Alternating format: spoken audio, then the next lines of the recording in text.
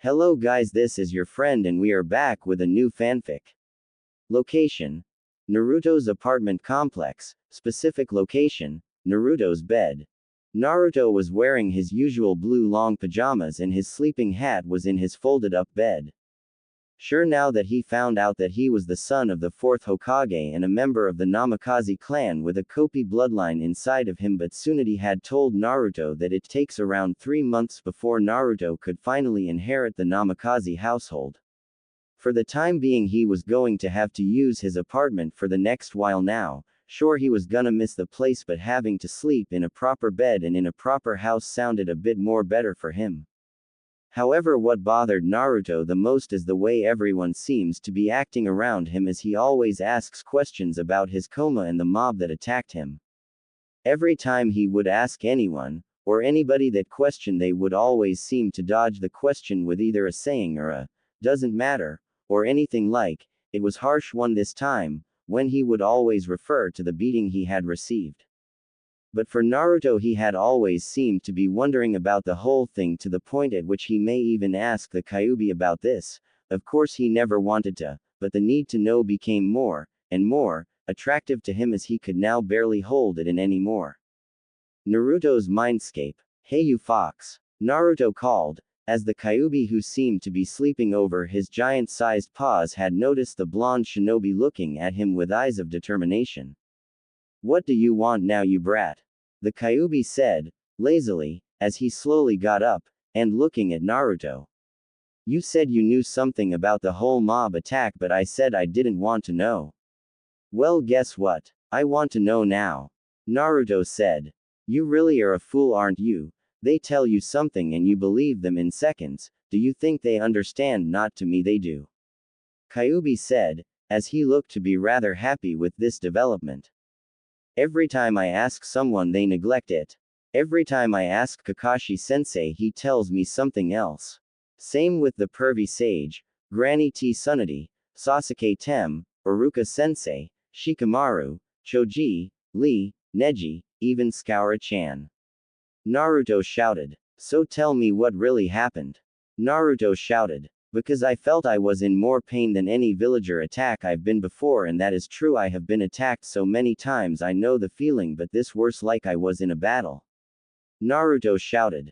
"Truth be told, you were," Kyuubi said. From this response Naruto looked rather shocked, surprised, anything that came to his mind, and for once he could actually agree on something with the Kyuubi. When he saw Kyuubi he knew he wasn't lying. He had seen him so many times in the past, that he knows that he doesn't lie to anyone like this ever. Those eyes of his is what made Naruto rather surmised, as he could tell there was truth inside them.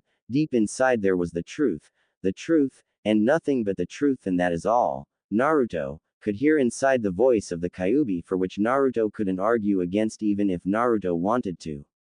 One of his tails passed the cage, which slowly crawled its way to Naruto. "What are you doing?" Naruto asked, as his eyes narrowed at Kyuubi's tail, knowing very well what he might be doing, and didn't like it. "Trust me, and I'll show you the way, and the events that truly took place," the Kyuubi replied, with a tone that showed he was enjoying this a lot. Naruto then put his forehead against the tip of the tail, and almost hours of memories came to him, and what he saw he didn't like. He was in a large forest, and saw that he was near the bride where they were gonna meet, and saw that he was giving Sakura the necklace. However, what he saw next shattered his heart, as she threw the necklace away for him to retrieve it, then he left, which Sasuke soon followed. After that, what he saw was a sparring match between him and Sasuke. The only thing is he won instead of Sasuke this time, but he had the Kyuubi's chakra flowing all over him. At least a few hours later everyone he knew from Konoha was there. Kakashi, Sasuke, Neji, Tenten, Lee, Guy, Shikamaru, Ino, Choji, Asuma, Hinata, Kiba, Akamaru, Shino, Kurenai, Tsunade, Jiraiya, Anko, Iruka, and Sakura. He saw him and Sakura looking at each other with Ino behind her, and saw the tears coming from her face. What hurt him is that he actually hurt her feelings, especially once she managed to sort them out. It wasn't long before Sasuke caught up to them and pinned Naruto to the ground. After that, Naruto with features of the Kyuubi got up and attacked everyone. The one thing Naruto would have never seen in his life. And the one thing he never did, was himself holding Sakura by the neck, and threatening to kill her. He was hurt from this. The battle seemed to have concluded with Naruto using a Rasengan, but dark-colored, and smashed it to the ground, damaging everything, and anything, around them. If Gaara hadn't showed up in the fight halfway through, then it was most likely he would have killed them all, and after that he was prepared to fight before Sakura stopped him. Naruto finally understood what had happened, and fell to his knees in sadness, which then split the tail from his forehead. What have I done? Naruto yelled at himself. Don't be too saddened, brat. It's only natural for us demons and you demon holders to react to this. If I had a Ryo for every time a situation like this happened to a demon container, then I'd be richer than perhaps every daimyo in the entirety of the planet. Kyuubi said. It was you. Naruto yelled, in rage. You used my body. You used my chakra. You used my abilities, my powers to try and kill my friends. Naruto yelled. How could you do anything like this? Naruto shouted, in rage. The Kyuubi merely sighed from his outbursts, and then closed his eyes, and then opened them, and said, I was only doing a favor for your friends. I mean, had they ever cared for how you felt, especially the pink-haired Kunoichi who was willing to break your heart 1,000 times. She was wrong and she admitted to me. Naruto yelled, in argument. Only because she knows how much you care for her, and was terrified if you were to ever lose control over yourself, meaning let your guard down and allow me to take over your body, then she believed she would be killed by you, or me, in a much better case. The Kyuubi explained. I held her neck, I was choking her. I was prepared to kill her. The woman I cared for the most, I almost killed her.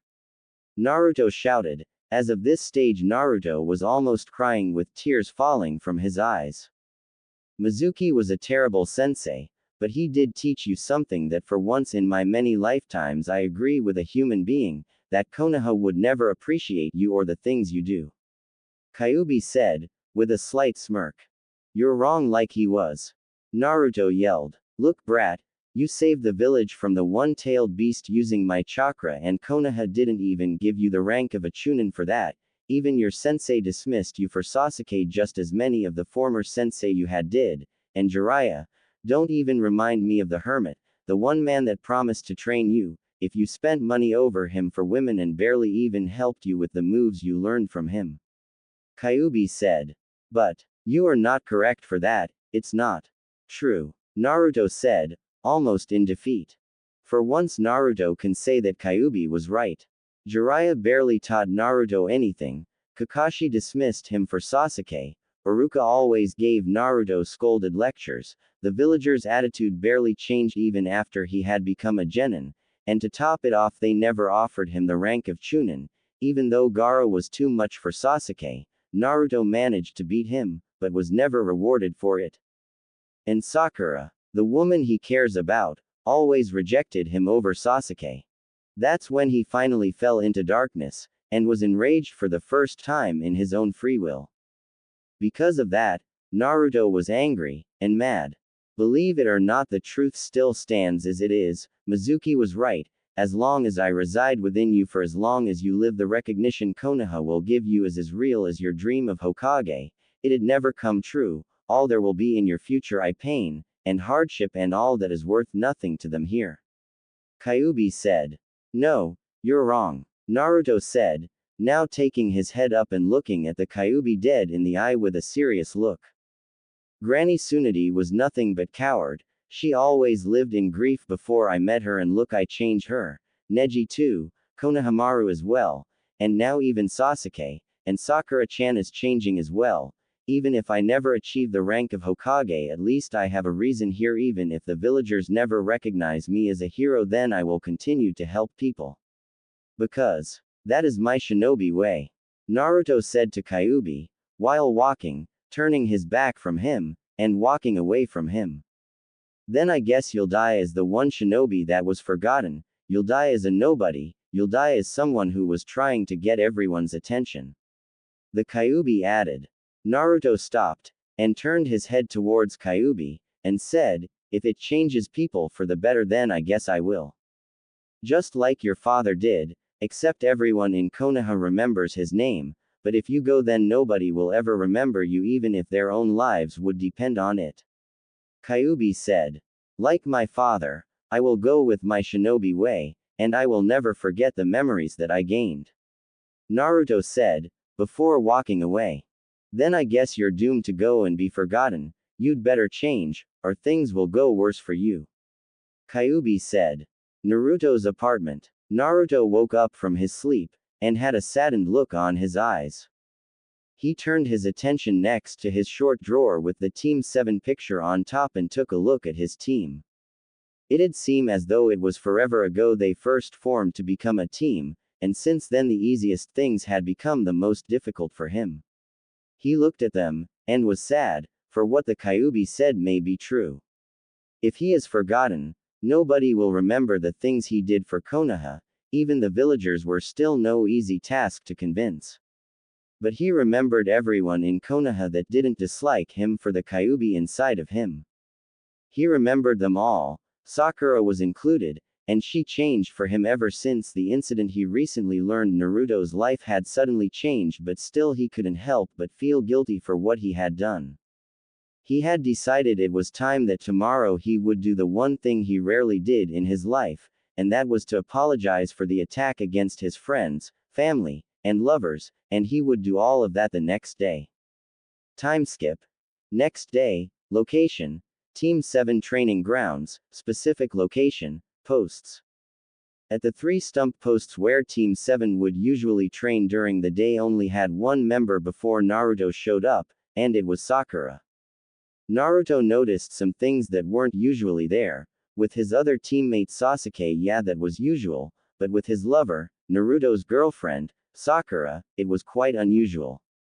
Kunais were everywhere around the targets, most them missed, but he could count around 5 hit one of the stump posts, some craters caused by her chakra, and she looked rather tired. She was on her knees on the ground panting, and it was 8 a.m. so it was pretty early in the morning.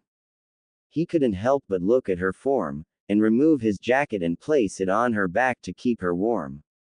Sakura had to turn her head to look at him while blushing, and Naruto looked at her with warm eyes, eyes that made her feel safe. Naruto-kun. Sakura said. Hi Sakura-chan, I didn't know you were here. Naruto said. How long have you been here? Naruto asked. I guess for an hour now. Sakura said. I need to tell you something. Naruto announced. What? Sakura said. I remember everything and what really happened, from when you rejected me to when you hugged and kissed me. Naruto said. Naruto saw Sakura's eyes widen in shock, fear, and worry. She's not scared of you, she's worried for you. Naruto thought to himself. I won't go crazy, I promise. Naruto assured her.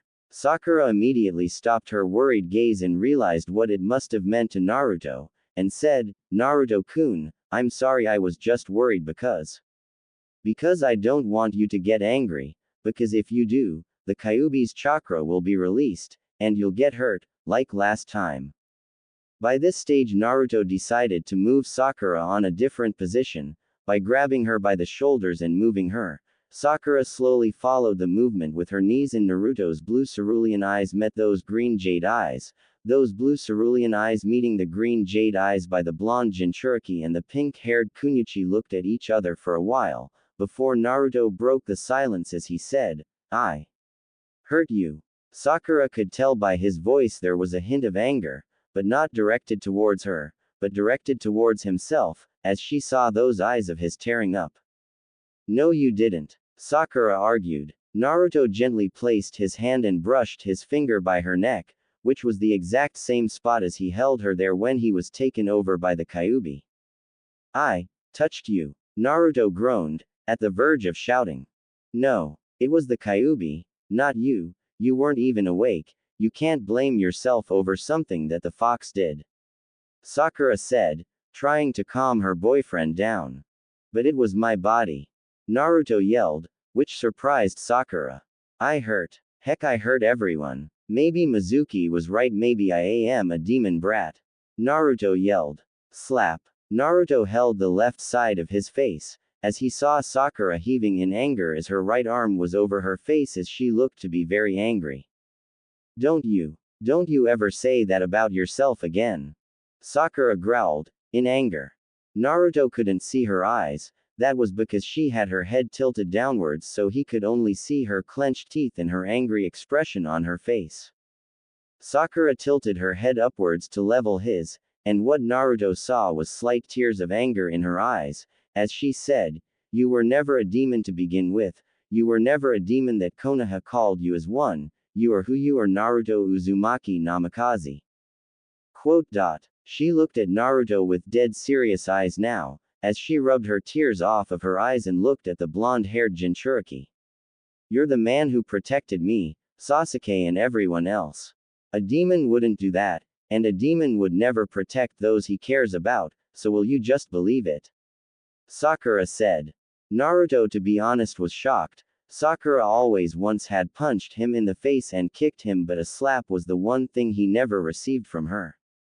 Of course, in this case it would be hurtful to anyone, but for Naruto it wasn't. It was a sign of care, as he looked at Sakura's eyes as the tears once again came back to them with a vengeance and showed Naruto the care and love in them, the one the Kyuubi told him he would never receive in his life from anybody, but here he was in front of the woman he loves crying at him. Sakura-chan, Naruto said, as his tears were gone, and his eyes were widened in pure shock as he watched her cry, and all of a sudden the slight distance from them closed in as she shot herself towards his chest and hugged him under his armpits and cried in his chest. Besides, if anyone is sorry, it's me. Sakura said, between sobs. If sob I sob sniff never hurt you. You wouldn't have L left. Sakura said, as she cried. It's all my fault. Sakura admitted. Naruto couldn't help but look at the crying Kunoichi as she was in tears and rub her hair with his fingers. I remember that as well, you know, but I forgive you, I always forgive you. Naruto said. Sakura pulled her head up in her embrace as well and looked at Naruto in his eyes and with a sad face full of regret as well, and said, you shouldn't just accept it so easily. I hurt you. Even now I remember the promise I made to you the day we met at the academy. I betrayed it. I went after Sasuke instead, and swore to get to him no matter what, especially if the guy the first cared about was standing right by my side the entire time. Sakura said. You still remember what I see? Naruto said. I can't forget about it at all. How could I? I mean, it was the reason I went after Sasuke. I wasn't popular at all then. I wanted that popularity so I could be with you. When all the girls were after Sasuke, even Ino, I saw the popularity in him, which I thought if I was with him then I would have that popularity. I still don't know what I was thinking that day. I wanted that popularity so much I forgot why I needed it in the first place and went after Sasuke. As a result of that, I hurt you over him, and I'm really sorry, but no amount of apologies can ever make up what I did to you. Sakura said, as she looked down to the ground in shame. Naruto looked at her shamed look and hugged her, shocking her. We're just 13, you know. I mean, Granny Tsunade is really old, so is the pervy sage, and we still have our whole lives ahead of us, more than 13 years in the future we do, maybe that'll make up for lost time. Naruto said. Sakura's tears stopped coming from her eyes, as she understood what Naruto had said to her. It wasn't too late, it was still early in her life.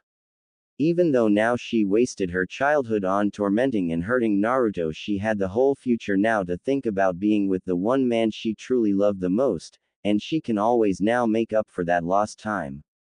You're right, Naruto-kun. Sakura said. Besides, Naruto said, as he smiled at her with his iconic smile.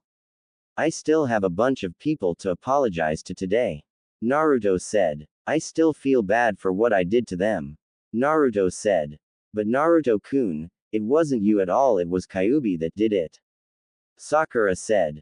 In my body, I let my guard down, and he took it over. I didn't do them. I can admit that now that's spoken to you about it, but if I didn't let my guard down, then the fur ball wouldn't have gotten the chance to hurt them all, so I guess I basically blame myself still. Naruto said. Sakura was rather shocked that Naruto was still willing to take responsibility, no matter what. You're right, Naruto-kun, if you're gonna apologize for what happened, then I'll come with you. Sakura said. Thanks, Sakura-chan. Naruto said. Time skip. 13 minutes later. You're apologizing, for what reason? Shikamaru asked, as Choji and Ino were all at the training grounds for Team 10. You know, the whole, Kyuubi taking over my body thing, you know that one. Naruto replied, as he reminded Nara of what happened. Shikamaru put his right arm behind the back of his head in a sign of annoyance as he had realized what Naruto just meant by that. Sans said, so I guess you remember now, huh? Yeah, I remember. I also remember I harmed Ino when she was in my head. I could only think of what Kyuubi had done to you, Ino, and I'm sorry. Naruto apologized. The Yakumana looked at the blonde Jinchuriki as she saw his saddened eyes full of regret and anger directed towards himself, and next to him she looked at Sakura, who felt sorry for him. Truth be told, she couldn't help but feel sorry either, and said, It's okay, Naruto, I kind of had it coming for a while now, I guess, after all the bad things I put you and Sakura through, and probably deserved it. Quote. Ino took a slight breath.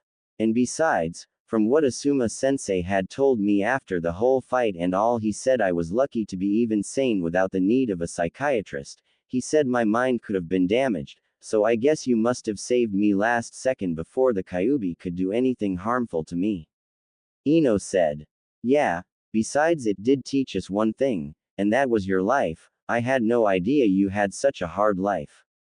Choji said. It's okay, Choji. Naruto said. No, it's not, Naruto. After the whole thing with the fighting Konoha had been harsh on you, you had more than a dozen attempts on your life by not only townspeople while you were unconscious but also by the doctors who tried to kill you out either fear or revenge, and I'm sorry for neglecting you also. Shikamaru said. Naruto couldn't help but smile at this as some of his friends actually felt sorry for him. Time skip. 6 minutes later. Close to Team 10's training grounds were the training grounds of Team Guy, who also at the time was training. I'm sorry, Naruto-kun. I apologize for the negligence and for the scowl of a way of the shinobi. You have a hard life, I'll do 10,000 bows for you. Lee cried, as literally twin waterfalls of tears fell from Lee's eyes, as he went on his knees and began bowing over 100 times per second to the blonde Jinchuriki, in shame. For Naruto and Sakura, they felt kind of awkward to Lee's actions, while behind Lee Tenten had her hand over her forehead in annoyance from her teammates' actions, while Neji kept his usual calm expression towards the two members of Team 7.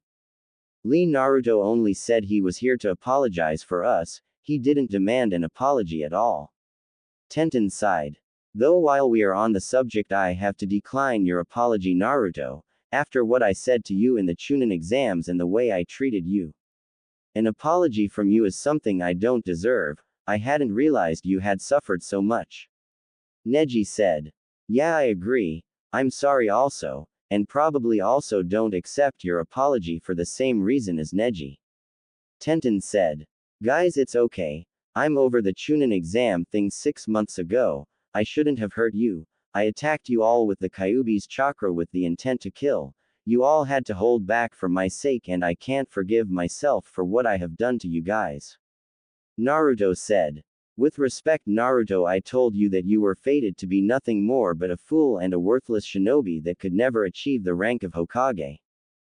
That was at the time. I didn't realize you were abused, pained, attacked, and beaten by the villagers and shinobi over the Kyuubi attack 13 years ago. Plus you are also a Namikaze member of the Namikaze clan. In this case, as a member of the branch clan, I wasn't allowed to insult or harm any nobles higher than me in my position of the Hyuga clan. Neji said. I don't really care about the whole clan business, Neji. It's all too complicated to me. Also, I'm still your friend and I can't forgive myself for harming you at all. Naruto said. Lee's sweat started to pour along with his tears like a sprinkler now. Naruto, I know you want to apologize to us, but I don't feel like we really deserve it. Tenten said, while the sweat and tears fell on her. And besides, we fully understand that you had no control of the Kyuubi at the time, so, excuse me for a minute please, thank you. Tenten said. Punch. Bam. Naruto's and Sakura's eyes opened wide the size of their hands as they grew dumbfounded before them as they saw Tenten punch Lee on the head for having his tears and sweat fall on her like rain, which had created a crater that Lee laid unconsciously of at the very bottom while she looked really angry at him. Neji of course kept his usual look, which he never even reacted to the now flattened genin before him as he then returned his gaze towards Naruto and Sakura and looked at them. What I believe Tenten is trying to say to Naruto is that we are thankful for the apology but cannot accept it under these terms. Besides, I believe you may have done enough apologizing to everyone around you. It might be time for our turn now. Neji said. I agree with Neji. Lee said. Time skip. 8 minutes later. After traveling towards the training grounds of Team 8. An apology, sure, we accept it. Kiba said. Arf. Akamaru barked, in agreement. Bam. Bam. Both Kiba and Akamaru were knocked to the back of the head by Shino. Thanks for the offer, but we must decline as this apology doesn't sit well with us after the negligence we have done to you. Shino said. Yeah. Hinata agreed. So you see. Shino said. Time skip. 30 minutes later. After traveling now towards the Hokage herself. Naruto and Sakura could see Kakashi and Sasuke walking by them. Hey Sasuke Tem. Naruto said. Quite dope, it's a working building here. Sasuke said. Whatever. Anyway, I remember what happened now. Naruto said. From when? Sasuke asked. From when, you know. I attacked you with the Kyuubi's chakra. Naruto replied. For that moment Sasuke immediately grew slightly worried, while Kakashi's eye grew in concern for his blonde-haired Jinchuriki student, and with that they proceeded the talking. Let me guess what Kyuubi told you. Kakashi said. Yeah. Naruto said. Do you have any thoughts? Kakashi asked. Naruto simply sighed, knowing what Kakashi probably meant by that, and replied, I'm not leaving the village anymore. I realize what I did was wrong. I only wanted to protect everyone, nothing more. Also, I'm sorry I hurt you. I'm sorry I tried to kill you. Naruto said, with regret.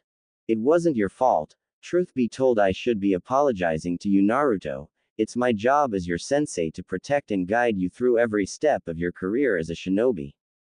But I failed you on that path and allowed one of my students to get hurt by Kyuubi, over the protection of Sasuke against Orochimaru.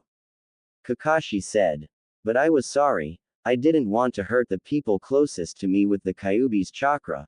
I wanted to protect you with it, not the other way around. Naruto argued. Take it from Naruto, I fully understand how you feel. Truth be told, I learned a thing or two from your attempt to leave the village, Naruto. I now fully understand the depression others can be affected by. Also, I should be sorry too for you for neglecting this from you over the years we've known each other for. Sasuke said. Still, it didn't feel right for what I did. I want to protect you guys because you're the closest I have as a family. Naruto said. This couldn't have come at a more largely worse time for what Naruto had said to his team. Kakashi felt the wave of guilt for the negligence over his student from the last Chunin exams hit him like tsunami of guilt and sorrow, over his own fear of Sasuke becoming like he once was, of a proud shinobi that cares more of the mission of the Leaf Village than their own friends and family. For Sasuke it was similar, another wave of guilt, knowing Naruto he had never once had a family as a refusal by the villagers in the Leaf Village with the backing of the civilian council with Danzo and the elders who prohibited all the great clans like the Nara, Yakamana, Akamaiki, and the Inazuka clans from adopting him into their families. Sasuke may have lost his clan, but realizing that he held the memories of his clan before they were killed were priceless to him, As for Naruto, he only had memories of his childhood of nothing but the abuse, beating and pain that the villagers had put him through over their rage of the loss of their loved one from the Kyuubi attack. Do you really think of that, Naruto? Kakashi asked, with a hint of a surprised tone in his voice. Yeah, Naruto replied. Kakashi then gave his eye a smile and looked at Naruto, and then he had said, then I guess we are then, huh? Me and Sasuke will be at the training grounds. I suspect that for today only you and Sakura will have the day off. Tsunade-sama has a very important conversation with you at the very moment. With that said, Kakashi and Sasuke left the building where Naruto and Sakura gave them a rather confused look but proceeded to see Tsunade herself. Hey Granny, Naruto cheered. Shut it, brat, Tsunade said. It was at the time Naruto and Sakura walked into Tsunade's office where she at the moment was not doing much paperwork and had seen that she was a little busy, but put her pen down when she seemed to have a serious look on her face. What's wrong? Naruto asked with a confused expression on his face. I need the two of you to sit down, it's gonna be a long conversation, and a long talk. Tsunade said. After Naruto and Sakura had taken a seat, Naruto then said, so what's wrong? First off, congratulations on not only successfully completing the first phase of the Chunin exams but also the second. Tsunade said. But given the report Sasuke just gave upon hearing over your story of what happened, I can only imagine what you went through in the Forest of Death. Tsunade said.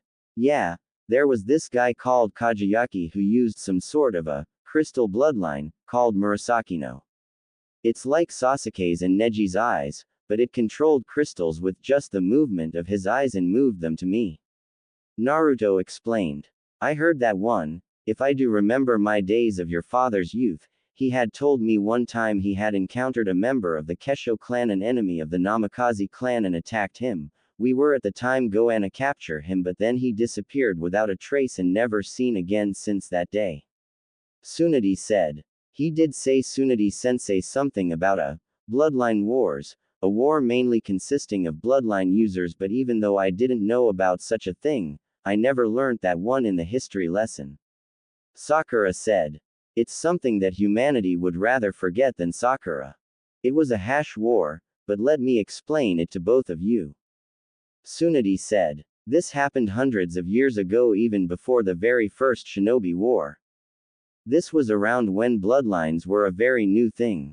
Bloodlines like the Byakugan, Sharingan, Kopi, and the Murasaki no were all but just a new thing. One day families suddenly unlocked new hidden powers with their eyes, and thus a dojutsu user was born. Humanity had no idea what to do with these new profound powers and thus began imprisoning the Kekkei Genkei users behind bars. It didn't take long before they revolted against those who had no bloodlines and a war had begun. The war lasted over 10 years. Around the first 4 years of the war, those who didn't have a bloodline limit came to those who did, who refused to fight. Eventually it was finally come to terms where humanity and bloodline users could finally make peace with one another in a single society. The Uzumaki clan and the Namikaze clan both made peace easily, where both were then friends. Uzumaki clan had no bloodline but the Namikaze clan did.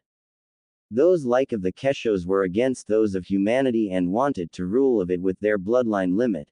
As you may probably know now, it was the Namikaze clan with some help of the Uzumaki clan had successfully managed to defeat the Kesho clan, separating them to the winds, thus disbanding the clan. Tsunade explained. Although Minato felt rather ashamed of this part of his ancient clan's history and thus began the process of regathering the Kesho clan together in Konoha. Tsunade said, with slight regret in her voice. Of course the civilian council had a say in this and thought 3 bloodline users within Konoha was more than enough. It was also due to the fact they believe an coup could have been caused by that of the Kesho clan to wreak revenge against the Namikaze clan by destroying Konoha. A village Minto risked his life for, and thus argument continued. Your father was close to finding a member of the Kesho clan, though he didn't know who that person was, but he witnessed that person using his bloodline limit, but that was before the Kyuubi attack and his mission was never finished in time. As of this day, the Kesho clan remains to be one of the many enemies not only the Namikaze clan made but also the Uzumaki clan as well. It may very well be, Naruto, that your life is in danger by those enemies in today's time. Tsunade said. For Naruto, all of this became rather a little complicated as he found out that his clan had some slight dark secrets that he had no idea about, but it had seemed by Tsunade's tone of voice that was as far of the relation between the Namikaze clan and the Kesho clan she could say, as she had no more information between them than that had happened, and thus was the full history between the two clans. Wait, doesn't that mean that Sasuke's Hinata's clans were a part of it? Naruto asked, in curiosity.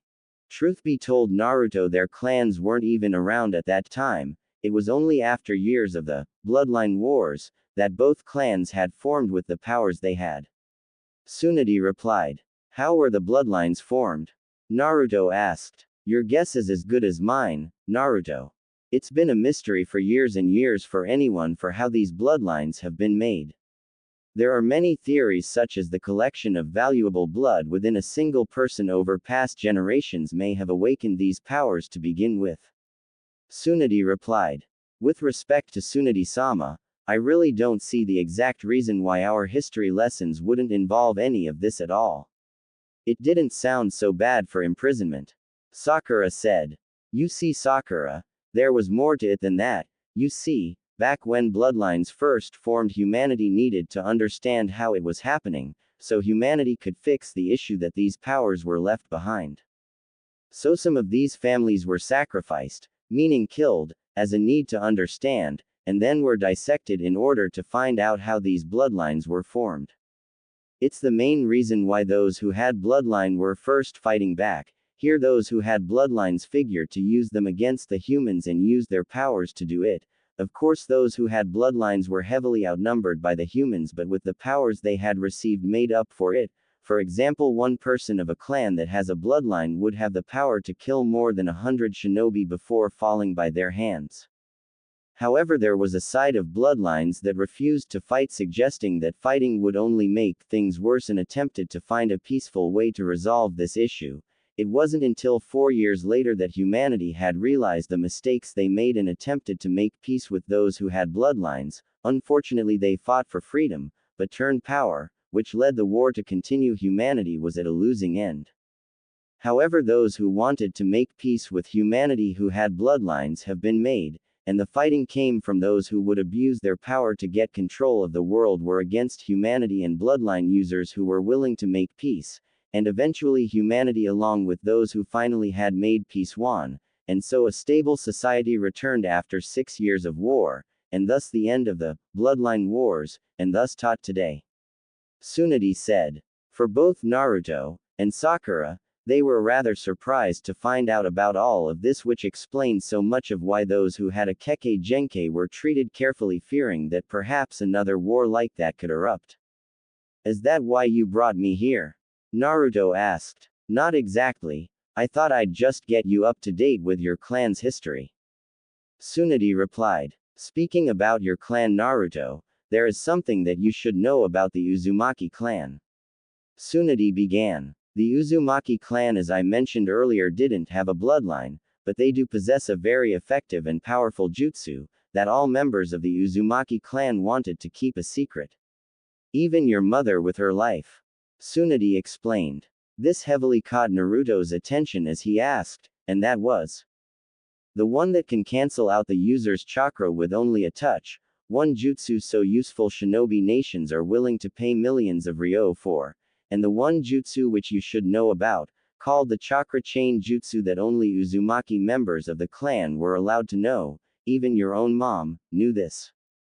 Tsunade replied. This may be very hard for you to listen to, but it was the last jutsu your mom used when you were born, back when the Kyuubi attacked. Your father and your mother worked together to seal the Kyuubi in you.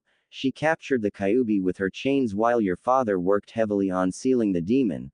Once that Kushina retracted her chains towards the seal Minato had prepared, this took an incredible large amount of chakra for your mom to pour in, which costed her and your father their lives. Tsunade explained, with a large amount of grief in her voice. You never told me this before. Naruto asked, as slight tears formed in his eyes. You already had more than enough information and shocking revelations in your head than you can contain. I thought it'd be better to tell you at a later date, and after what happened in the Forest of Death, I thought it'd be better to know this before you release that jutsu by accident which could have probably killed you. Tsunade replied. What do you mean Tsunade-sama? Sakura asked. There are some jutsu Sakura that can be implanted through memory through sealing. Sometimes it can even be part of the human body which can be transferred from generation to generation of that family. When Naruto learned the Rasengan he only managed to learn it and master the technique in a short time because Minato was the one that made it and perfected it short before Kushina was pregnant with you, and since Minato's jutsu was in you, then the chakra chain jutsu shouldn't be falling behind that far. Tsunade replied. And since you have the nine-tailed fox inside of you Naruto it's probable that it will speed up your development in terms of chakra real fast. Tsunade said. Now that we got that over with you wanted to tell me something since I overheard you through the halls about it. Tsunade asked. Oh yeah, Naruto replied. He wiped his tears and then looked at Tsunade. What surprised Tsunade more than anything in the world was the fact that Naruto just bowed to her in an apologetic way towards her, something she never believed she would see in her life up until now that is from Naruto. I'm sorry Granny Tsunade, for attacking you with the Kyuubi's chakra. Naruto said, with regret in his voice. She showed a shocked expression on her face but then smiled, and did the one thing not many cages of any village would do, and that was to get up, and pat Naruto on the head, as he looked at her with a slightly saddened face. You don't have to be sorry for anything, I understand how you felt, you and I are both Naruto. That's the reason why I left Konoha, I had nothing to keep me here after I lost Dan and Nawaki to this village. The only difference between you and me back then Naruto was that you had something but I didn't. Tsunade said. Huh. Naruto gasped. You see, I lost the two most precious people to me Naruto, I didn't have anyone, and with Jiraiya constantly leaving the village and Sarutobi-sensei continually working on paperwork and your father and mother dating I didn't have anyone with me the time but Shizune, and even that wasn't enough so I left knowing there was hardly anything in Konoha to keep me here. But you Naruto, you have so much here than I did at the time, your team, Sakura, Kakashi, Iruka, Team 10, Team 8, Team Guy, the owners of Ichiraku Ramen, and even Jiraiya, you have so much more living here than you do leaving it behind. Tsunade explained, with a soft smile that made Naruto happy.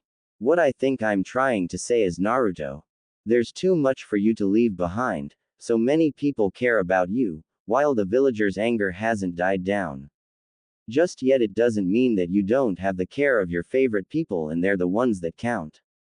Tsunade finished. From those words Naruto could feel the love and care from Tsunade, one of his favorite people. The words the Kyuubi told him last night became no more but a ghost, something that perhaps never existed before, and something that'll never bother him again. Just the words of Tsunade calmed him down tremendously to the point at which disagreeing with the Kyuubi last minute was worth it. Thanks, Granny Tsunade. Naruto said. No problem Naruto. Tsunade said. Time skip. An hour later.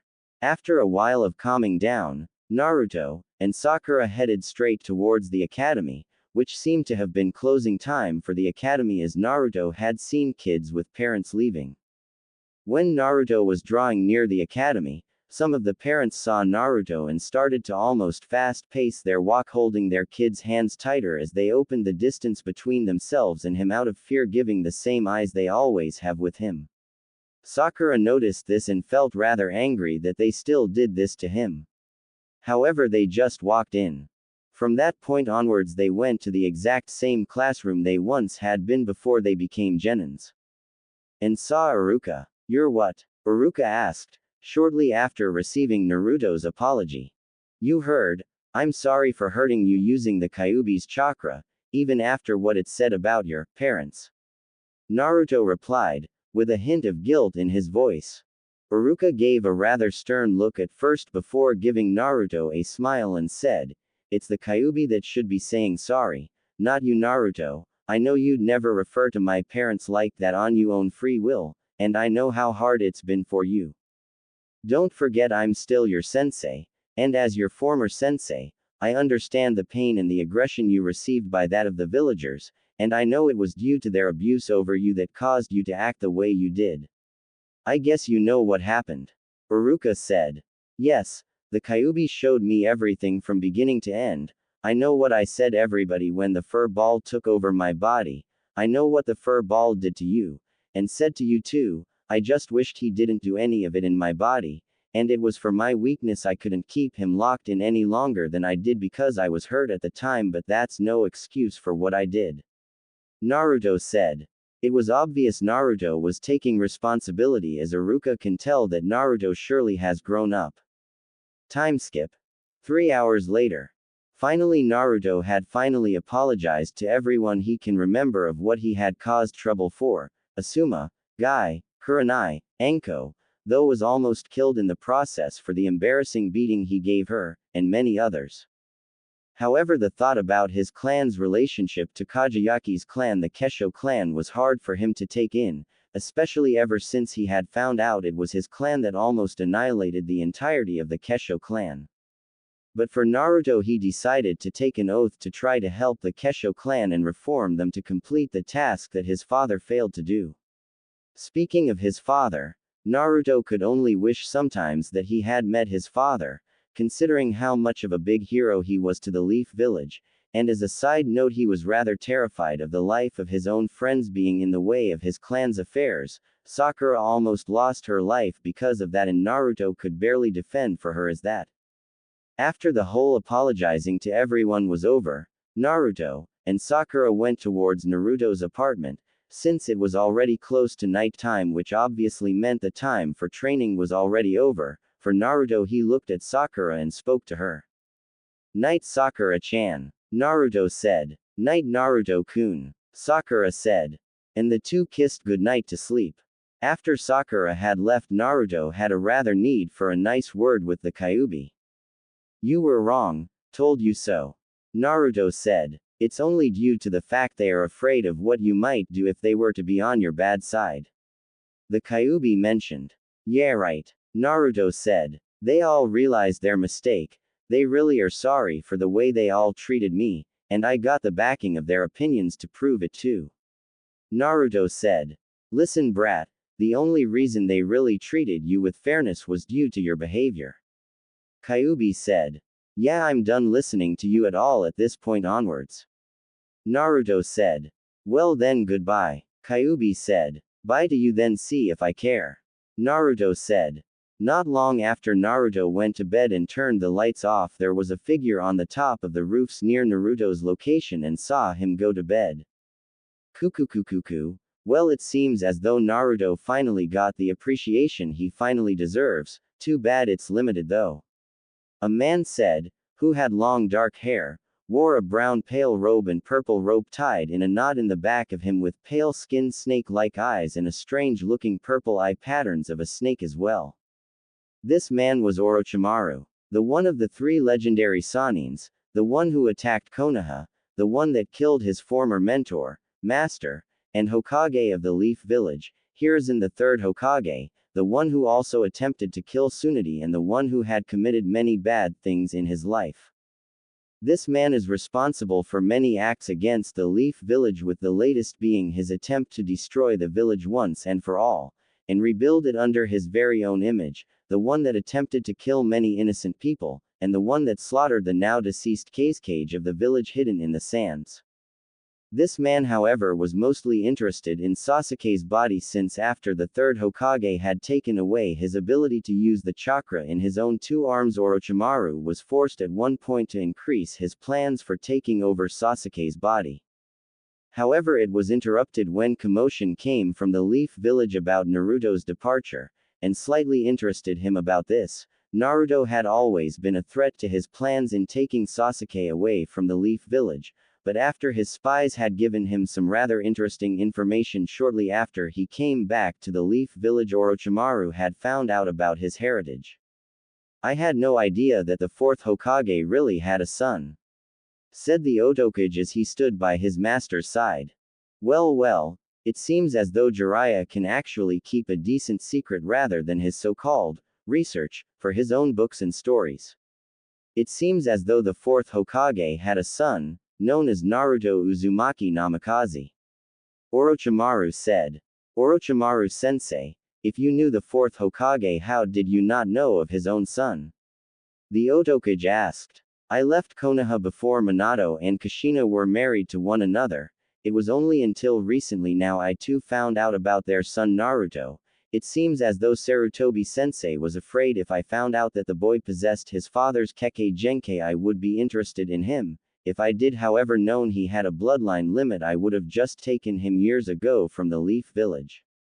Orochimaru replied. Since Naruto's copy seems to be a lot more valuable than the Sharingan, it would seem to have a need of a change of plans.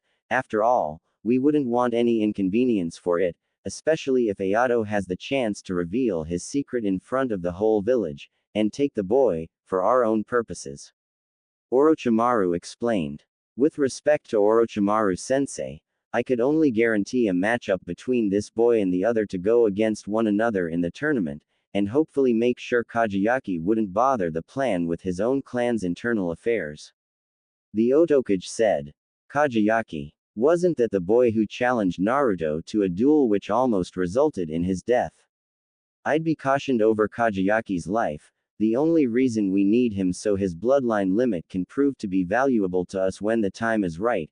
However, if he dare to disturb in our plans again focusing on Naruto, then he will pay with his own life. I don't want to remind him of what happened to the last shinobi that almost ruined my plans, do I?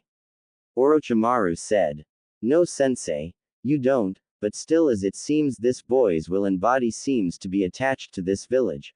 I understand that the one Naruto's friend called Sasuke doesn't seem that attached since the day his clan died. I heard that from time by time he curses the one that murdered his clan, the one that ruined his life. I'm sure he's worth something still. The Otokage said. Maybe so, but the Kopi eyes can copy all bloodlines and jutsus. The Sharingan can only so far copy jutsus for a limited time, thus the Namikaze bloodline is more valuable than his. Even if he doesn't come to me, we can always copy his bloodline limit. Orochimaru said. What if Naruto refuses to come with us, Orochimaru-sensei? The Otokage asked. That's not a problem. You remember the other Kunoichi that went against Sasuke, don't you?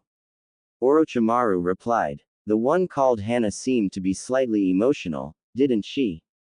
Orochimaru said. Indeed. The Otokage agreed. It's about Kin, isn't it? The last sound genin who joined me after my orders. Orochimaru said. Yes. Since the day Kin died, Hana's sister by bond, she has a thirst for vengeance against the one who did it. She doesn't know it's you though, but she does believe the one who did was no one other than Sakura Haruno of the Leaf Village. It's been 6 months now since she died, and for her she's emotional about it. The Otokage said. There's a reason why I wanted you tell Hana that Sakura killed her sister. It's because Sakura is the woman that Naruto loves the most, so if she was to die in the Chunin exams before the referee could step in, Naruto will have this rage kick inside of him to the point he might not be able to control it. Orochimaru said. And perhaps the boy hasn't fully recovered yet. He's still in an emotional state though. If he does get a match with Hana, there's a good chance we will lose Hana-sensei, do you know? The Otokage said. I know that we could lose her, but it is a necessary loss for our plans. Besides, at least she will be with her sister. Orochimaru said. So what you're suggesting is if this Kunoichi was to be killed in front of the Jinchuriki, his demon would take over his body. If it were happen in public to those who have suffered a severe pain for the loss of others, then that memory would return and their fear would grow. Perhaps after our plan they'll let the boy go even if we were to take him. The Otokage said. Yes, that is the plan, but in order for it to work, Ayato would have to fulfill his end of the bargain when the time comes of the match. It's only then that Hana's job would be done. Orochimaru said. Hana is only in need of insurance. As I remember the part of the plan, Hana would kill the Kunoichi, but if she does fail then it wouldn't really affect the plan at all. As long as that boy Ayato finishes his part of his plan, then it all will work out in the end. The Otokage said. Yes, Orochimaru said. Funny how the last time I was here I was under the disguise of a Junin sensei.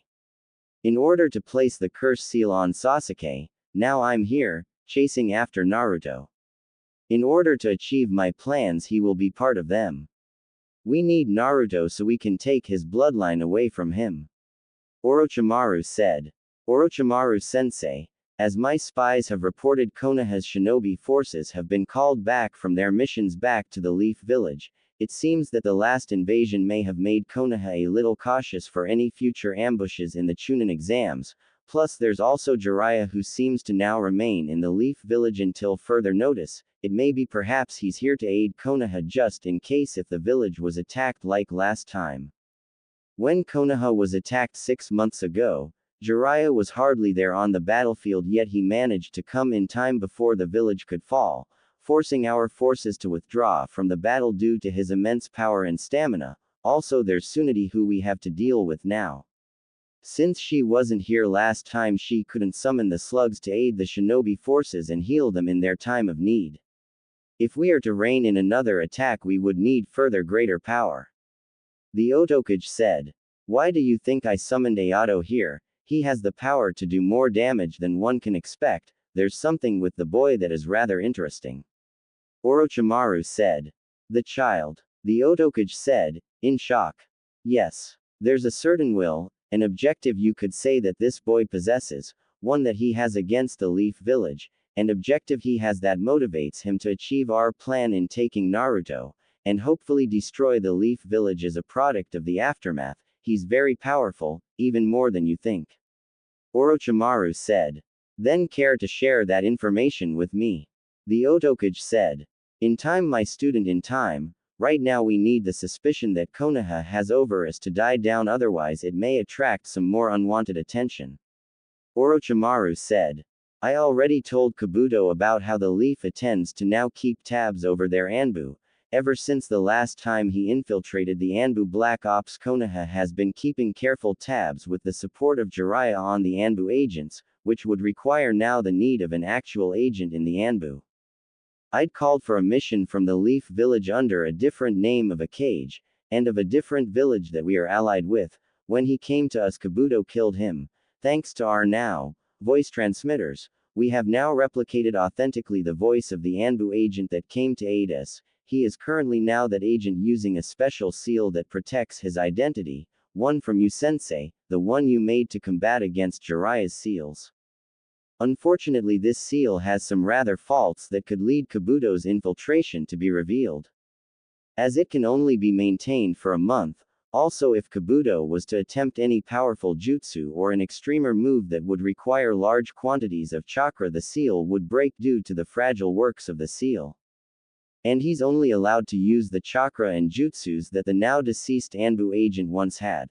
Thanks to my spies this agent has no family, so the suspicion was lessened, but I may fear that the seal will break soon, as it can only be maintained for a matter of a month, and thus so far it's been 3 weeks and 4 days, which means the seal will soon break apart, and Kabuto unfortunately doesn't have a backup seal. The Otokage said. It's nothing to worry about. Kabuto is more than prepared to handle himself against the enemy. Orochimaru assured. True, I have seen his work, but the injuries he'd received from the boy's Rasengan have not completely healed yet, which could put him in a bad spot. The Otokage said. You don't know Kabuto like I do, my student. He has some rare powers and abilities that can't be found with training, and some loyalty that can't be seen every day. Orochimaru said. I believe you. But we wouldn't have that disguise if it weren't for your contact in the Leaf Village. May I ask who it was? The Otokage asked. Unfortunately he wants to be considered a secret. Orochimaru replied. Then I will ask no more. The Otokage said, as he bowed to his mentor and then left. Orochimaru could only chuckle at the plan that was soon to come true in the Chunin exams, and remembered the names of those who he would meet again. Tsunade, Jiraiya, Kakashi, Guy, the Junin elite. Everyone he once saw as friends would meet Orochimaru again. Even if his plan was to fail, Konoha would have a hard time recovering from this attack.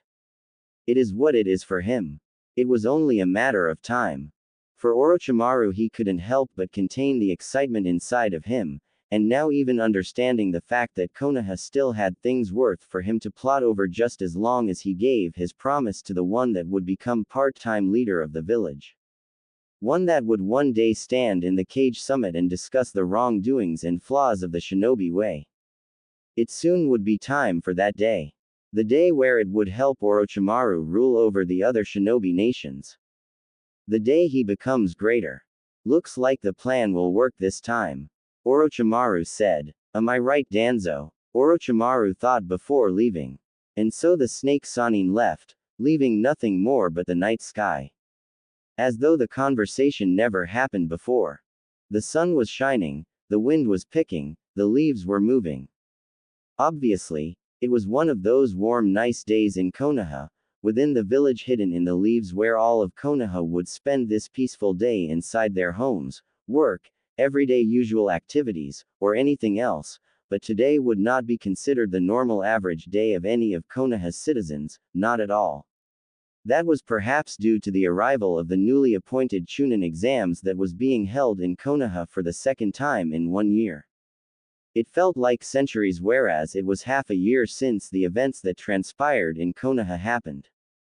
The death of their beloved third Hokage Hiruzen Sarutobi along with perhaps almost half of their shinobi forces had passed away. Also there was the part where Orochimaru had lost his ability to use his arms, though some sightings had suggested that Orochimaru will eventually learn to use his arms without chakra, but that means he can't use any ninjutsu at all, and there's the part about Gaara.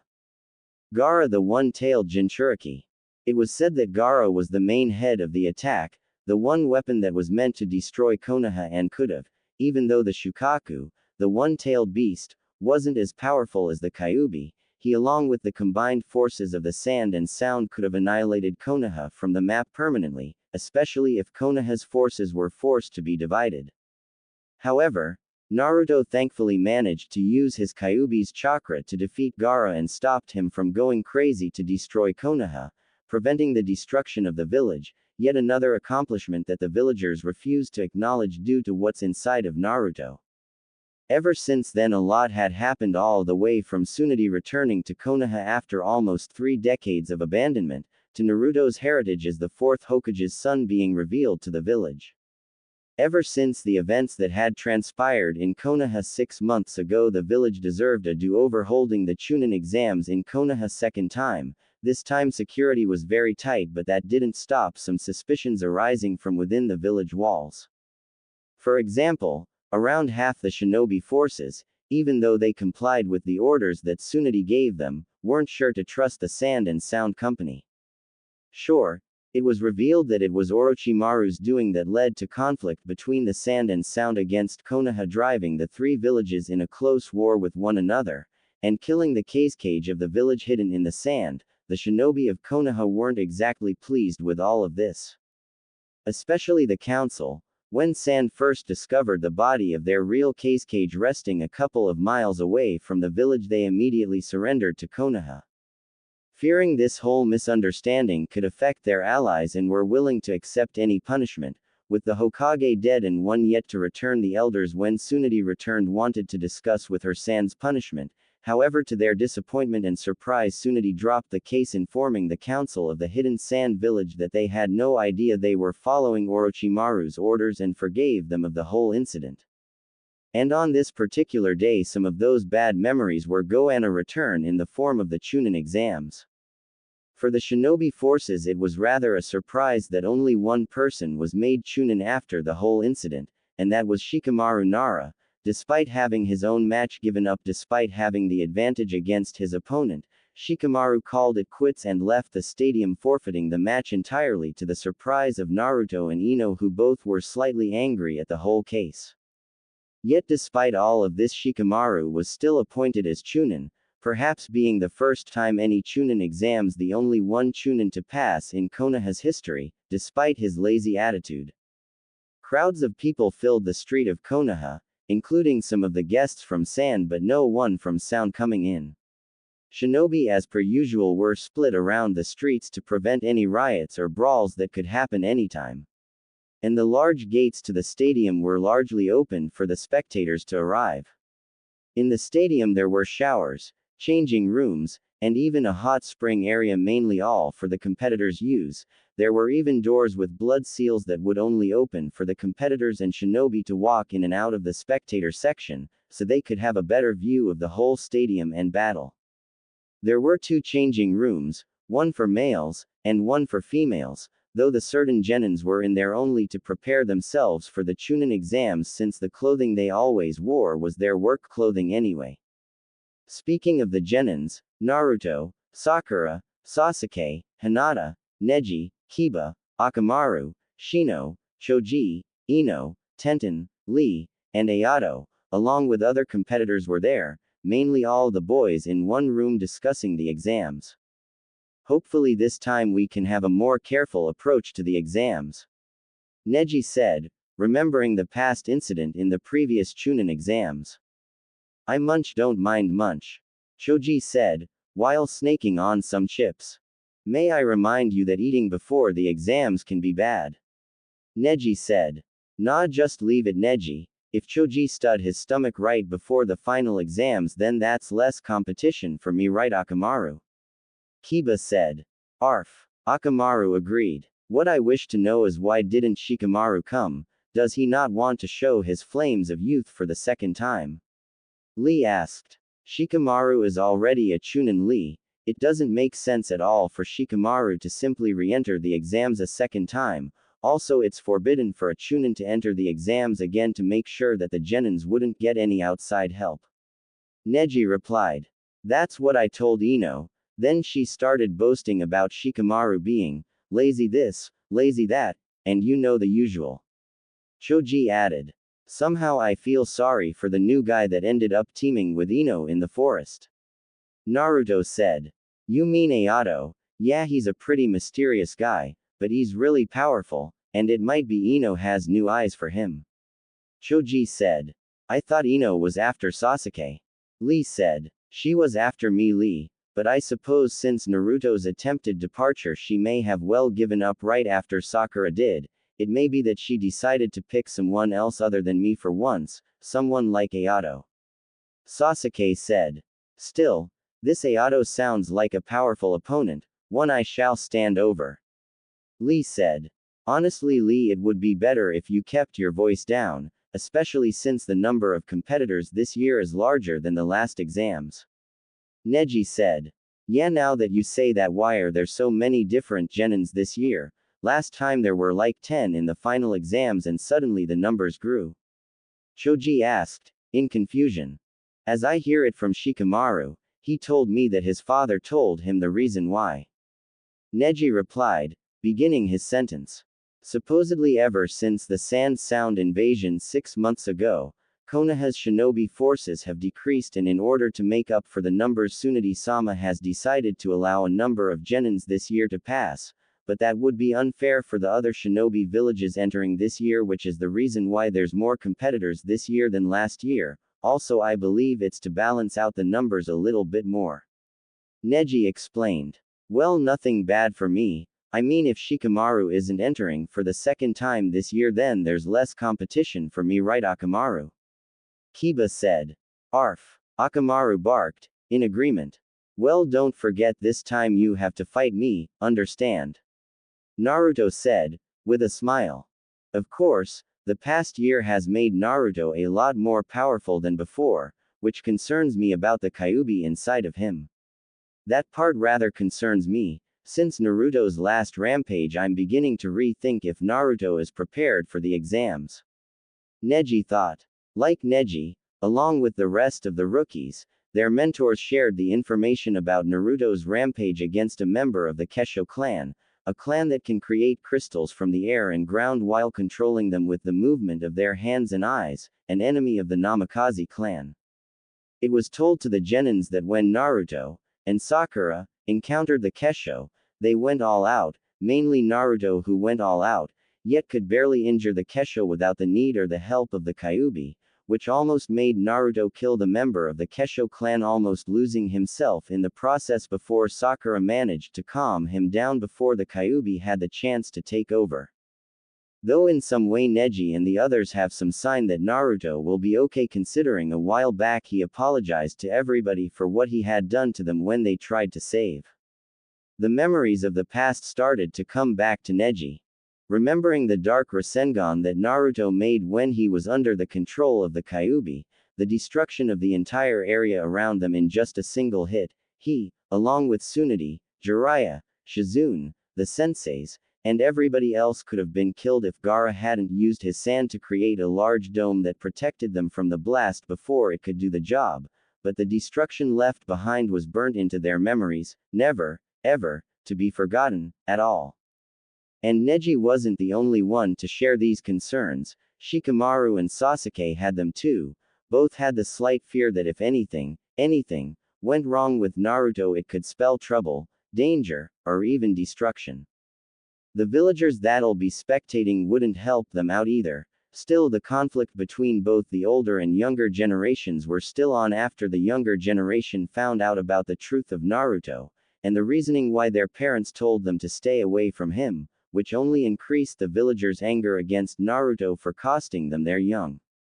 Neji, Shikamaru and Sasuke even had the idea that if Naruto was to use the Kyuubi's chakra and successfully defeat his opponent using it like he did with Neji last time, then the villagers could have a different reaction to this, yelling their mouths at Naruto, throwing what they can at him, cursing him, screaming in fear, screaming in help.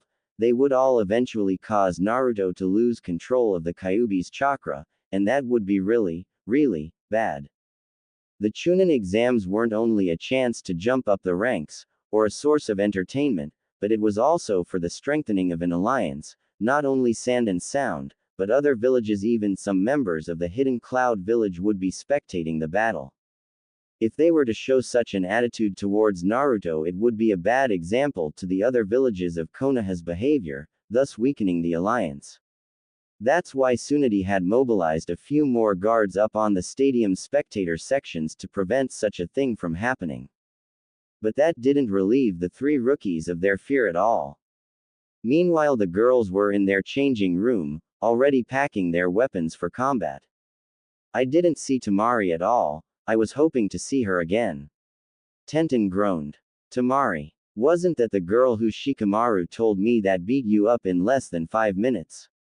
Ino asked, in slight curiosity. Yes, that's her, but I have been training a lot recently. I'm stronger now than before, and I was hoping to even score in the Chunin exams, but I never saw her at all so far. Tenten replied. Now that you mention it, I haven't seen Kankuro either so far, and not even Gaara. Considering how strong those three were, I thought they would try the Chunin exams again for a second time, seeing how powerful they were together. Ino said. I guess they still feel guilty after what happened last time. Hinata said, referring to their parts they played in the Chunin exams last time. Yeah, I feel bad for them. It wasn't Sand's fault. By the end of the day, it was Orochimaru that planned the attack. Sakura said, agreeing with Hinata. Well, you can't blame the other villages either. I mean, Sand made a promise to demilitarize their own shinobi forces but broke that promise and attempted to attack Konoha. Ever since then, many of the other villages had lost some of their faith in Sand. Ino explained. It was true, referring back to the section about trust. It is an important concept in the shinobi nations. That's due to the past where once shinobi nations and villages promised things they couldn't bring, and sometimes in the end it led to conflict where if either the village lost or won would still lose the alliance with their allies, causing the village that broke the promise to go to bankruptcy, or vulnerable to attacks to other enemies. In this case, Sand had broken their agreement with Konoha, an agreement that the Wind Daimyo was very angry about but forgot about it since he was told that the Kazekage was dead, proving that Sand was fooled into doing Orochimaru's bidding.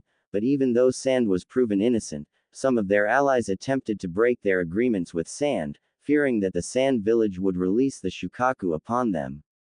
Luckily, in the end the Sand village managed to keep their other allies. Still, they were acting under the orders of their Kazekage, or at least that's what they thought. Tenten said, referring to Orochimaru as their supposed Kazekage.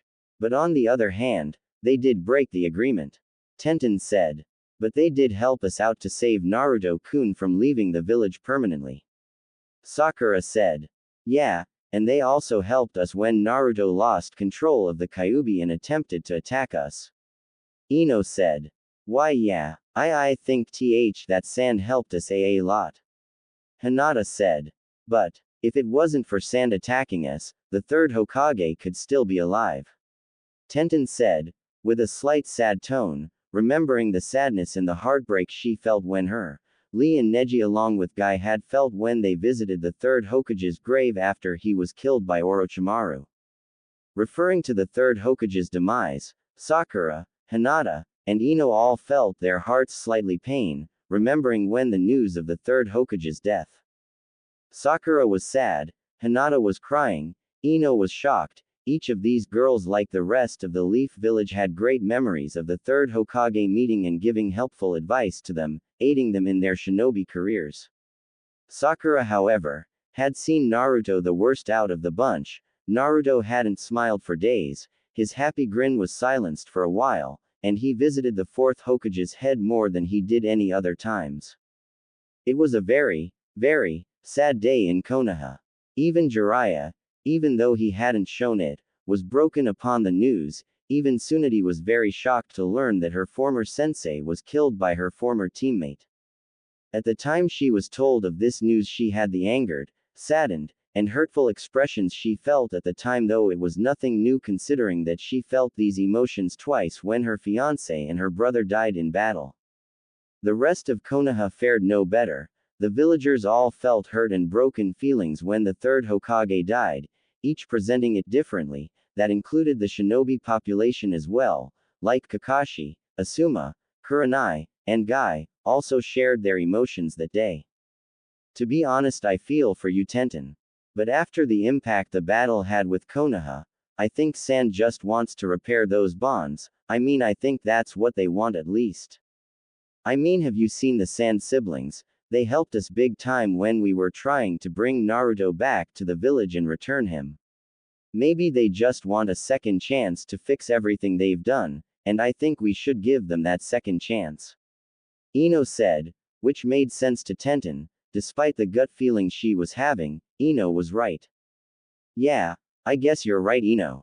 Maybe Sand had been punished enough as it is, and Orochimaru was the one that did attack Konoha, and he was a shinobi of Konoha once too, so I guess that means originally, it's all our fault instead, not Sand's, especially if one of our own had cost them a cage.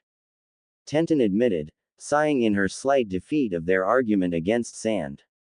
And besides, the Sand siblings are proof that Sand was sorry for what they did. They even were sent to help us, despite Gaara was the main part of their plan to destroy Konoha, and having him help us must have been a dramatic change of Gaara's personality. Tenten said. The bell rang, and they left. Mainly 2 lines were made, one line belonging to the male population of the Chunin exams, and the other to the female. They all turned to look at the Hokage lookout where the other cages along with the Hokage could watch the participants closely. Tsunade was wearing the Hokage's hat and walked upon the balcony with a microphone in her hand, tapping on the device, clearing the dust particles and the dirt so her voice could be clear for the audience and visitors to her. Behind her the Otokage was standing to her right side, and Jiraiya was standing behind her on her left side, both watching Tsunade speaking. Her voice cleared. Attention people of the village hidden in the sand, village hidden in the sound, and village hidden in the leaf. Today we honor our Genins and hopefully soon Chunin for participating in the exams despite all that had happened.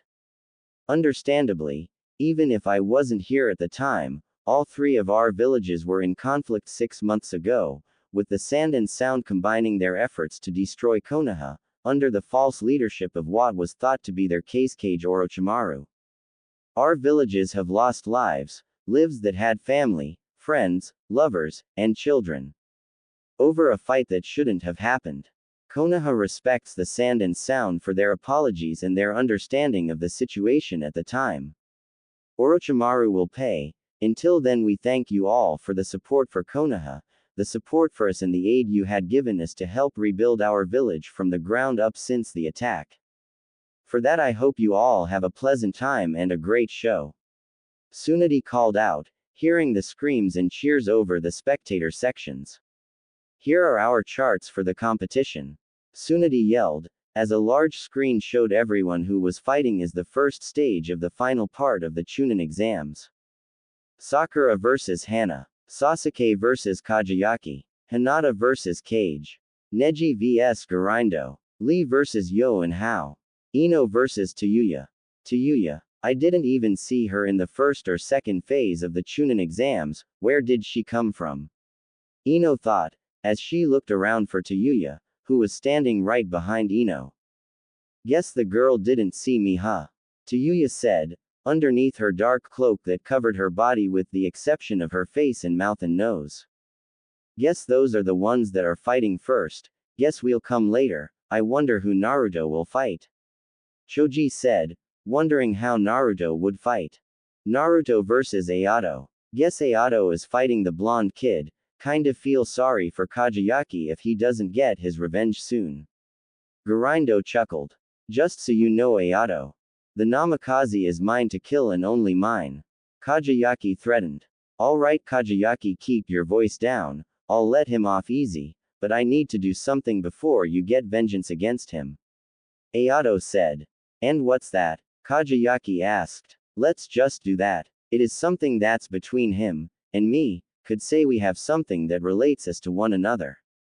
Ayato replied. Kageyaki looked at Ayato, who was smiling looking at the screen that showed everyone who was fighting who. Kageyaki could have sworn he felt something. Something he doesn't feel from Ayato's presence often, something that scared him somehow, which he was willing to let it go for now. The demon brat is gonna fight that kid from Sound, he's pretty talented, hope he kills him. A villager said. Wait, isn't the Namikaze kid from your village, aren't you concerned in the slightest about his safety? A villager from the Hidden Sound village asked. That monster is no kid at all. He's a murderer who serves to be hanged, who deserves nothing more but a suffering demise. The villager replied, in venom, never turning his eyes away from the arena. He's right, said a shinobi Junin guard who overheard the villager's words, speaking to his partner next to him. That boy is nothing but a bomb ready to detonate. He said. What are you talking about? Said another shinobi Junin who was younger than his partner. You know, that boy has the Kyuubi in him, you were never told because it was a secret. He's nothing more and nothing less but a danger to our village. His leaving was the best decision he would have ever made if only Hokage-sama simply let him go. The shinobi said. He's just a kid. The shinobi said. My brother was at the walls the day the demon struck Konoha, he had a wife at the time pregnant with his first and only child. My nephew now grows up without ever meeting his father ever, and it's all because of that boy's fault. The shinobi growled. That demon brat is nothing more but a menace. He tried to kill the Hokage herself, and a bunch of other genins and junins, and a chunin, he deserves to be hanged. One villager swore. My son was only 20 when the Kyuubi attacked. He was gonna propose to his girlfriend before he was stomped on by that demon. Another villager growled. This boy is nothing more, and nothing less, but a disease that should have left a long time ago. I mean, what was Hokage-sama thinking, allowing that boy to stay here even after we finally drove him away? Another villager said, angrily. Naruto could hear some of their words and voices. Hurt, rage, anger, sadness, pain, all of these emotions flowed within Naruto like the blood in his veins, a cold chill was felt inside of him, and a sad expression crossed his lips. Sakura was standing behind her blonde Jinchuriki lover, also hearing some of the ruckus, worried over Naruto's feelings, and slightly angry at the villagers for those hurtful words. If words like those are gonna be said to our future shinobi, then it's best for the villagers of Konoha to leave. The rest can stay if they want. Naruto turned his head towards the Hokage spectator section and saw the one person he thought he would never see in a long time. Gaara, the jailer of the one-tailed beast, the Shukaku. Oddly, Gaara was wearing the hat of the Cage, which looked exactly like the Hokage's hat, but instead of that red lining he had a blue one instead. And it was Gaara that said those words over the microphone. It's the Leaf privilege to help all of our fellow shinobi, including one certain shinobi most of you are talking about. It'd be best if both the villagers and the shinobi from Konoha's side all remain silent. If you're gonna insult one of our fellow shinobi, then do it back home. Tsunade held the mic, with a very stern and demanding voice that stopped the villagers from prattling. If you're done, then let the games begin. Tsunade announced. Our first contender will be Sakura Haruno, and Hana Doku. Anko yelled, standing in the center of the arena. Please come here, the rest goes.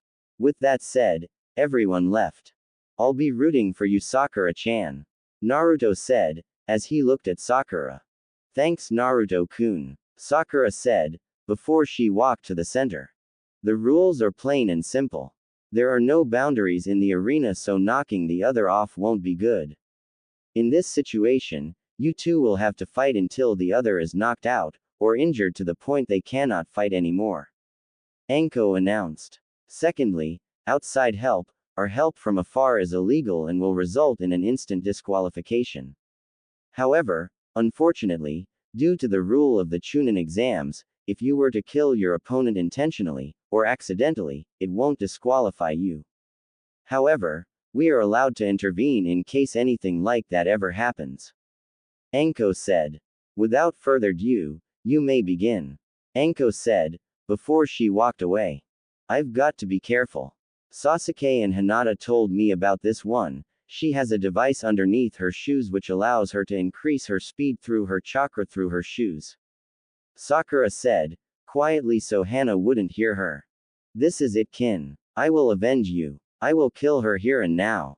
Hana thought with her hands clenching as hard as possible. Location. Stands, specific location. With Naruto, Sasuke, Hinata, Ino, and Lee. Go on, Sakura-chan, I know you can do it. Naruto yelled, cheering his girlfriend on. I don't care about Naruto. Sasuke said. Come on, Tem, you know how strong Sakura-chan is. Naruto said, with a confused look. I doubt that, Naruto. I know how strong she is. But against her it's not gonna be an easy fight, especially what Hana has. I saw her speed. Sasuke said. Well, it doesn't matter if she can take them off. Naruto said. Location. With Ayato, Saraisu, Kage, Yo, Hao, and Kageyaki. Hana can't lose to this girl. Kageyaki said, with his arms crossed. You fought her, Kageyaki? Both Hao and Yo asked in unison. I wouldn't say I fought her. For even a genin she is far too weak. All she ever did was hold a kunai in her hand and stand there like a spare part, not doing a thing to help the Namikaze kid. Kageyaki replied, explaining to his twin teammates his encounter. Well, that makes me almost feel sorry for her. Almost. Knowing Hana, she won't hold back anything. Saraisu said, with a smile. Ayato, however, looked at the arena with a confused look. And Kage noticed it. What is Ayato? Kage asked. Well, if what you said, Kageyaki, was true, then how was Kin killed by her if she was weak? Ayato replied, giving another question to be answered. Well, now that you do mention it. Kin was always a pushover, she was too cocky.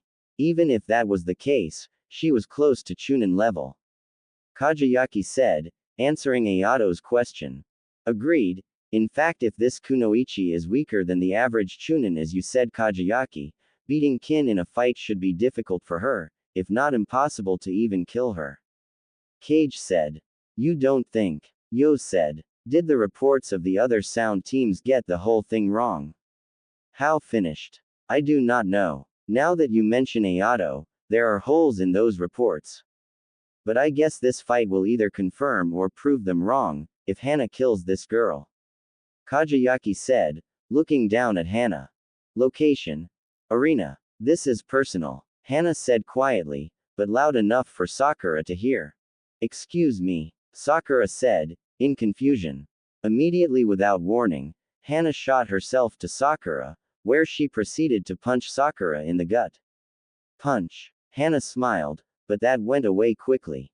Hana's fist was caught by Sakura's hand, which caused smoke to come from the clash. Hana looked at Sakura, whose eyes looked serious with a slight smirk on her face. Thanks to my training with Naruto-kun, I can manipulate my chakra to strength, so that won't work on me, not anymore. Sakura said.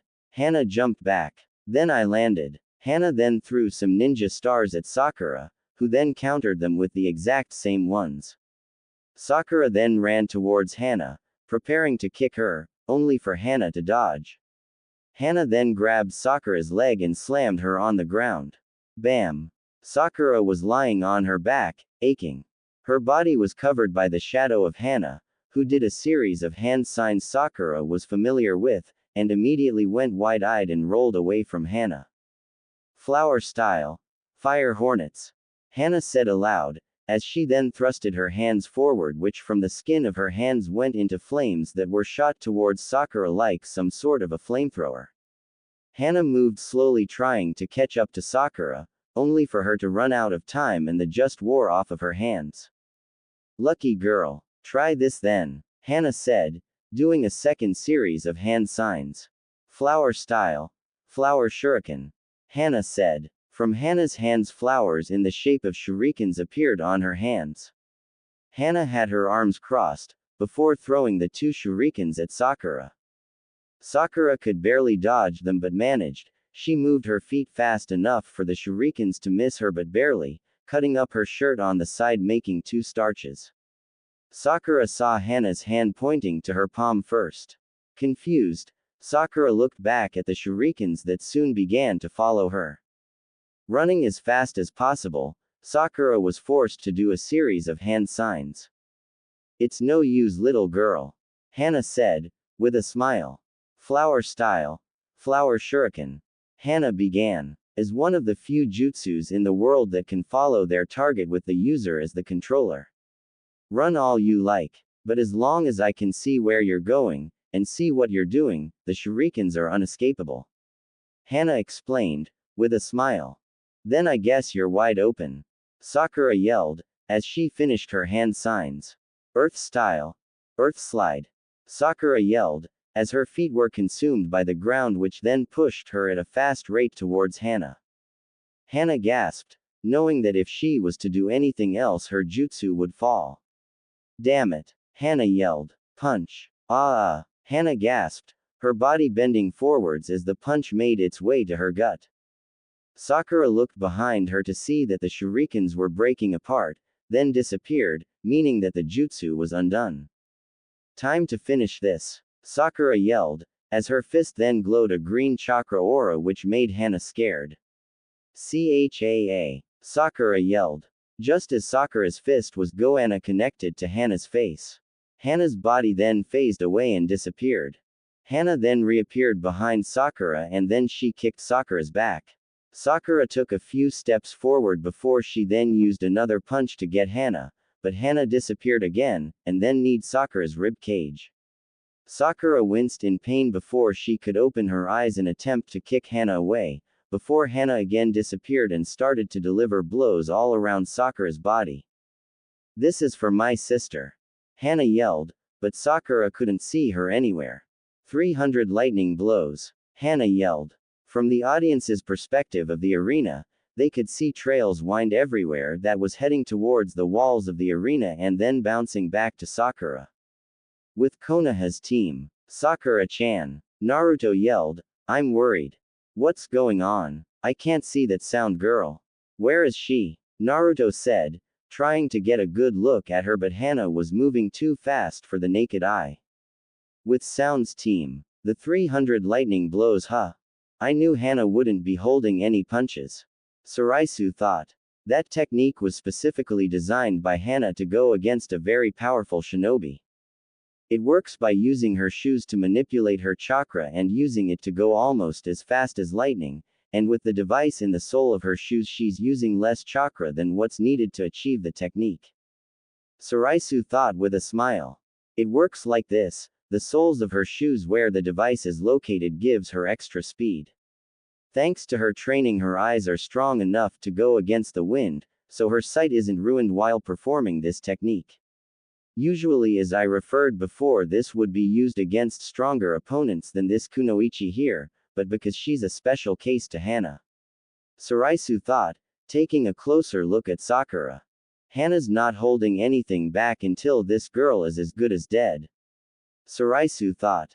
With Hana and Sakura. Pow, pow, bam, bam, kick, kick, pow, pow, pow, pow, bam, bam, kick, bam, pow, kick, pow, bam, were the sounds of Sakura being kicked, punched, elbowed, kneed, headbutted, and everything that would hurt her combined in a series of attacks too fast for her to avoid, much less dodge.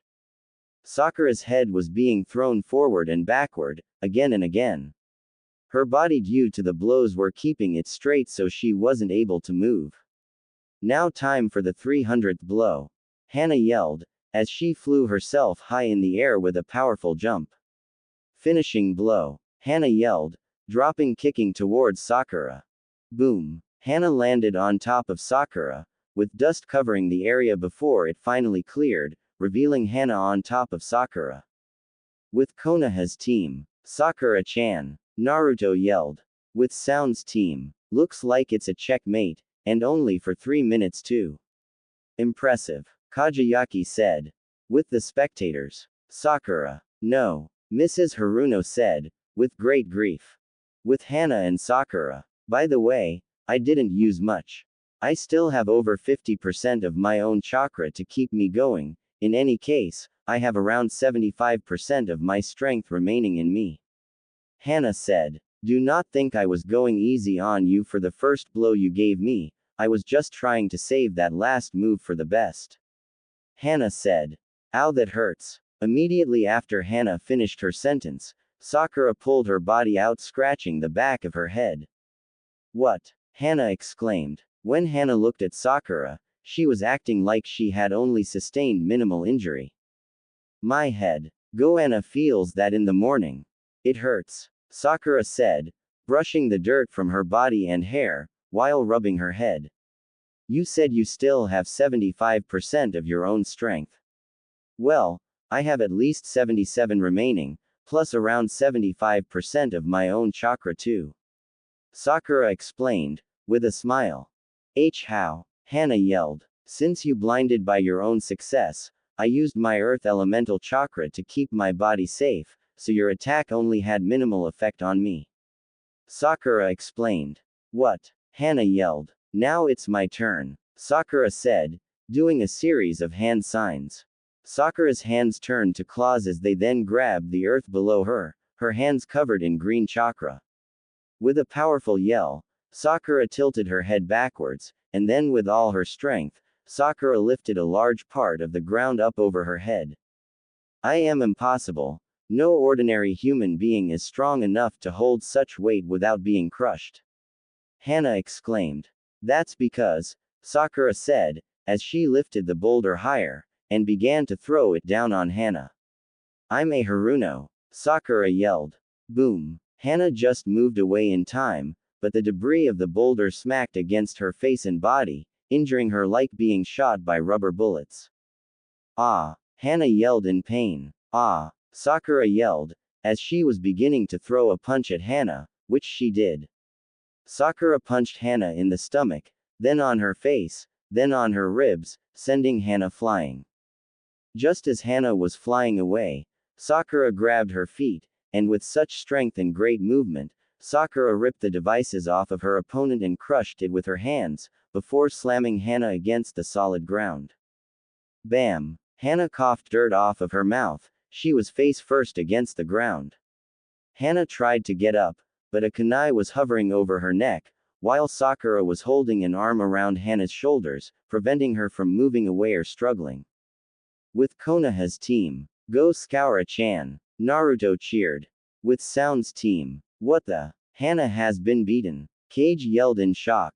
I have to say for myself too that I am too surprised by the result. Kajayaki said, with his arms crossed with a shocked expression all over his face. And here I thought the kunoichi wasn't strong enough to kill Kin. Guess that your theory about her not being Kin's killer turned out to be false, Ayato. Saraisu said. That is yet to be determined. After all, when Kajayaki went against her in the Forest of Death, it was over a month ago. That means she had more than enough time to catch up on her training, especially if she was under the tutelage of Kakashi Hatake. Ayato said, which made Saraisu rethink his last sentence again. With the Junins. Interesting. Sakura is showing more strength in a fight than what she did with Ino in the last Chunin exams. Asuma said, looking at Kakashi in the corner of his eyes. Ever since Sakura had given up her crush on Sasuke and began dating Naruto, it helped her train through a lot. More than enough for her to catch up on most of her missed training sessions. Kakashi explained. Though at the moment Sakura is doing well against this Hana. But I do think she'll need a little bit of luck, which was why when Naruto and Sakura were training together there was a technique her mother knew when she was a Junin. Kakashi explained. Wait, Kurenai said in shock. You don't mean that her mom taught her that technique, do you? Kurenai exclaimed. Even though she hasn't been a Junin for a few years, she still packs a punch with the technique. She even showed it to Sakura, and I have a feeling she may have perfected it now. Kakashi said. With Sound's team. Hana. Yo yelled. We know you can do it. How yelled. With the Cage's booth. Well, that's an interesting kunoichi. I must say I was with Hana a lot, so I know the kind of power she's capable of. It's an amazing sight to see someone matching up to her strength. The Otokage said. That girl really is something. Tsunade said. Maybe I'll take Naruto's recommendation after all, she sure seems to be worthy to be my student. Tsunade thought. She wasn't like this at all when I fought her last time. Gaara said. Perhaps that's because she trained. Yet I doubt that she'll win against Hana. I have to say this for sure, Hana has been waiting to fight this kunoichi for a while now. The Otokage said. For a while now, what ya mean? Jiraiya asked. Oops, shouldn't have said that, oh well. The Otokage replied. Let's just say that this Sakura had started some bad blood between her and Hana. The Otokage said, with a small smile. With Sound's team. Never thought Hana would lose like this before. Cage said with shock. With Hana and Sakura. IIC can't lose, I won't lose. I won't lose for Kin. Hana yelled. Sakura's smile died down. When she heard that name, she immediately went curious. Wait, Kin. What do you mean Kin? Sakura asked in curiosity. With Konoha's team. Kin. That's the girl who I fought with during the preliminaries of the Chunin exams last time, I never saw her again after that. Shikamaru said. With Sound's team. And so the truth must be revealed. Saraisu said, looking at the arena. With Hana and Sakura. Don't you dare try and pretend that you don't know Kin. You murderer. Kin was with Zaku and Dose. She was in Konoha in the last exams.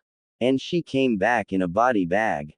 Hana yelled, standing up and yelling on the top of her lungs. Sakura gasped, and immediately she remembered everything.